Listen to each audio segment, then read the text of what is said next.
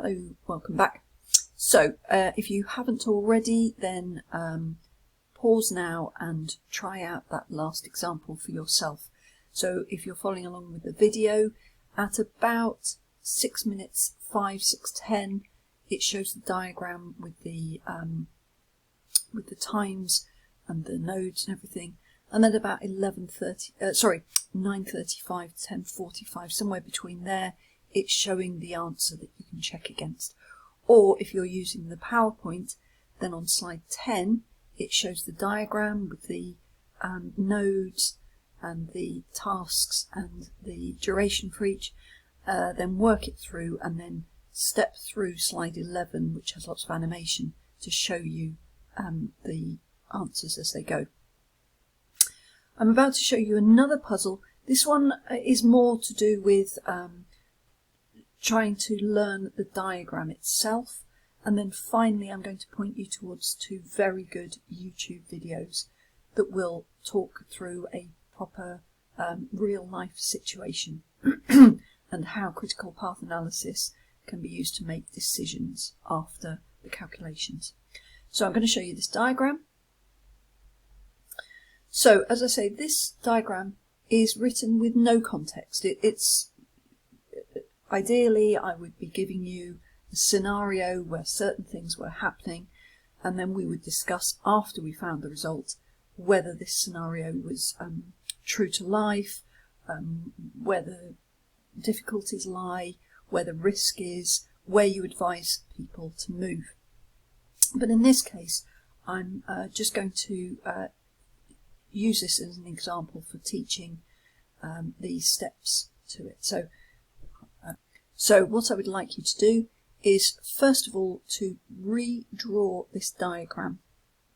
It's by redrawing these that you get to note the fine details of the shape of the nodes, where you're going to put the activities and their time.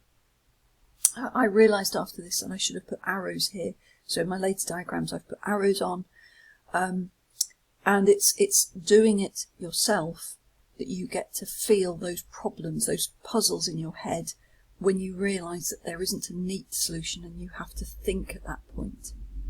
So if you haven't already, then pause this video, draw it out, and I will move to the next slide with the answers, and then we will work through those answers.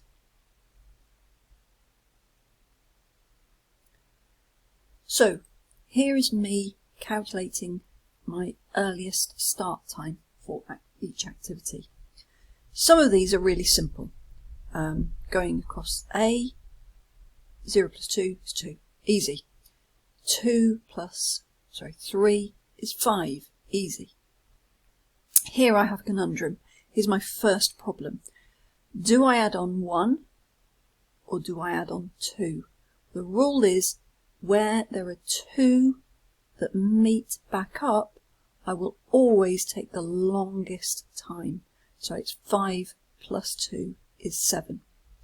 Now I've got the same problem here. So at activity 6, will this be 3, 4, 5, 6, 7 added on altogether, or if you like 7 plus 2, so will it be 2 here plus this whole path, which is the same as 7 plus the 2 here. That would make our earliest start time 9 here. Or should it be adding 2 plus 6, or should it be 2 plus 4, 5, 6? So as we've said, you always add on the longest part of the journey. So that case, it's 5, 6, 7. 7 is added on here. 6 would be added on here. 6 would be added on here. So I add this 7. 2 add 7 is 9.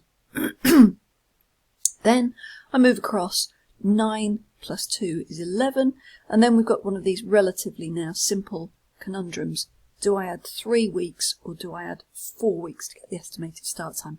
I cannot start that until I cannot start 8 or complete my job until all 4 weeks have gone up. That is the longest job that we will be waiting on. So I add 4. 11 plus 4 is 15. So check that you got those results correctly. So the biggest interesting one here is, and this is where I get my, was beginning to hurt my head, particularly coming back, you'll see in a minute. But what I will do is I will start from this node to get to this node, and I am asking myself, is the longest time 2 here plus 7, 2 plus 7 for this path, 2 plus 6 for this path, or 2 plus 6 on this path? Clearly the path to take is this one here. 2 plus 7 is 9. Okay, check your answer, and then I'll move on to the next slide. Pause this if you need to. So now we're going to work out the latest finish time. And this is where I was finding myself getting frustrated, but I hope that I'm going to show you clearly the calculations that you do for this. So again, now we're going to work out the latest finish time. So we're going to work backwards. I started then and I put 15 in this position here. I wrote 15. That's the latest finish time. Then I'm going to step back, and I have exactly the same problem going backwards as I did with working out my earliest start time. So 15, the rule is when I have two nodes, or a node, sorry, connected by two paths, I have to take off the longest path. So 15, I've taken off 4, and then I'll write in 11 here. Then I'm working back again. 11 minus 2 is 9. That's simple. Now we have an easy one to work out G. 9 minus 2 is 7. And then we're going to have this next problem where we have two paths, two possible routes. Are we going to go 7 minus 1 or 7 minus 2? And we're always going to take off the longest time. So it will be 7 minus 5.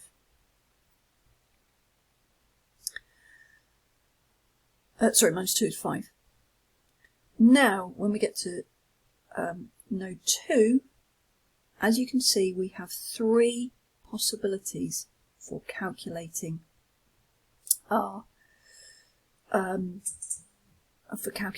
latest finish time at node 2. Should we choose 9, take 2, oh, sorry, in fact, I hadn't even looked at that one. Here at 5, we've got 9. Take away 2 is 7. Notice this is the first time here that our earliest start time and our latest finish time is not the same. Then we could take off a further 2, 7, take off the further 4, 7, 6, 5, 4, 3. So we could take a path here. Latest finish time at 6 is 9. Take away 6. 9 minus 6. Or we could have 9 minus 6. Or we could have 9 minus 9 minus 7.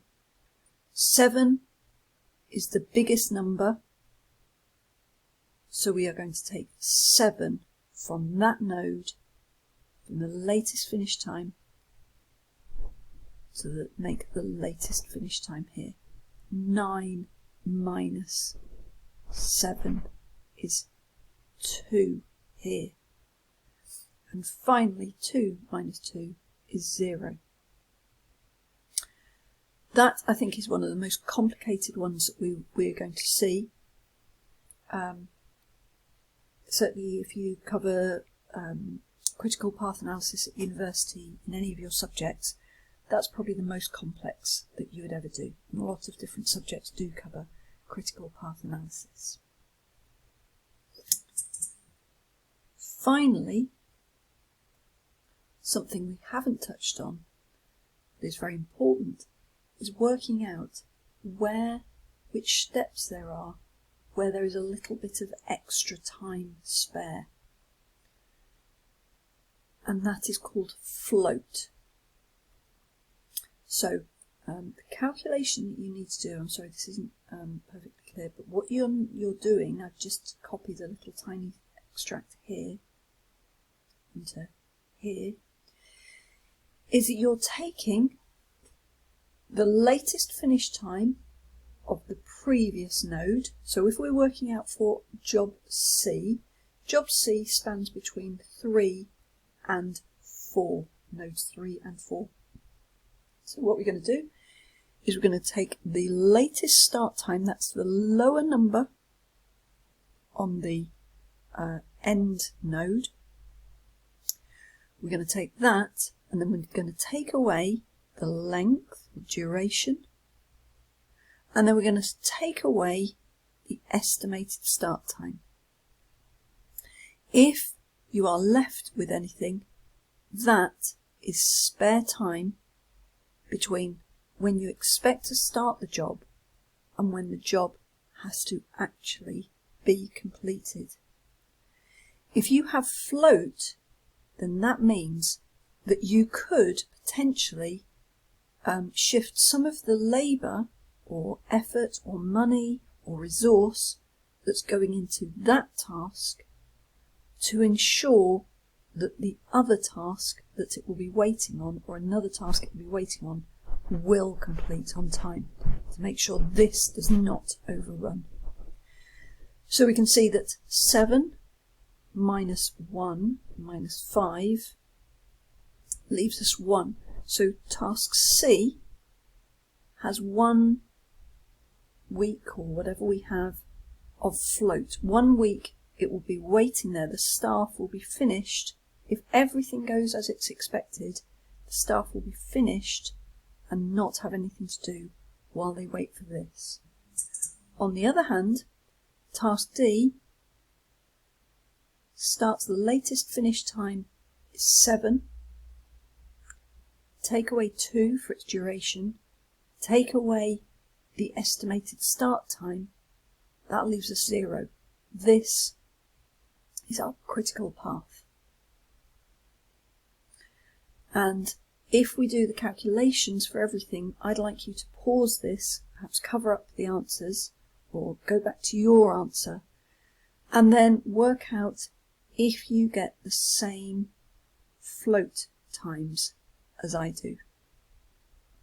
I have to say I've not double checked those, I did those this morning, so please let me know if I've got these numbers incorrect.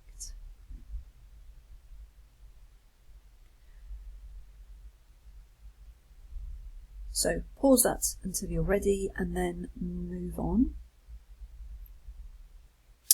I'm going to stop talking here, but a really, really good video is here and here. A problem is posed where an activity is needed by a certain time. One of the managers has said that this is possible, and another, or from the outside, we're being asked if that manager is likely to be right. Is that likely to be possible? And then in the second video, they show the result. They work you through in a similar way. and you should work your way through that. And here's a still that I took from their video while I was trying to work out the float. And notice, as I say, there's this little pattern you follow. The latest latest finish time. That's the lower one to the right. Take off the duration, and then you move up to the earliest finish time for the node before. Those are the values. That's the pattern. But it took me a long time to work out what all the numbers that they were working on were, and I had to stop and think. And again, here for C, it's 12 minus 2 minus 9 is their calculation. And that's why they've got one float. And again, here's another illustration showing how to calculate it that you can check against. So finally, in this video and for this PowerPoint, here is an A-level question. Just as an example, they've given the activities, they've already done the diagram. The question itself should be progressed onto, here I've just told you the within the Appendix B, the time that he has to do it, and you're to ask if that's possible. But, of course, in the case study itself, there is a nice, good discussion about the problems he's having with supplies, whether things will be done on time. I can't remember the details, but those problems that he's having. And your intelligence here as a consultant, if you ever use this in business, is that you not only do the calculation for them, but then you discuss with them the likelihood of success.